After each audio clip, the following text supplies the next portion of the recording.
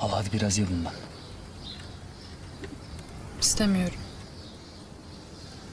Yesene şunu Reyyan. Yemek ye Reyyan, otur Reyyan, kalk Reyyan. Kölen miyim ben? Durmadan emir veriyorsun.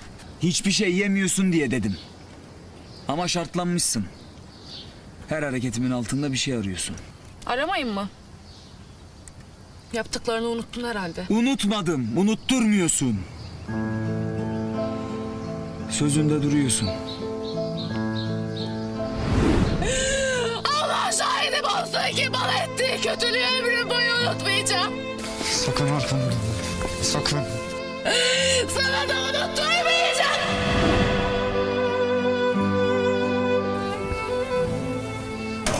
Var mı bir eksikliğin abi? Eyvallah. Yenge hanım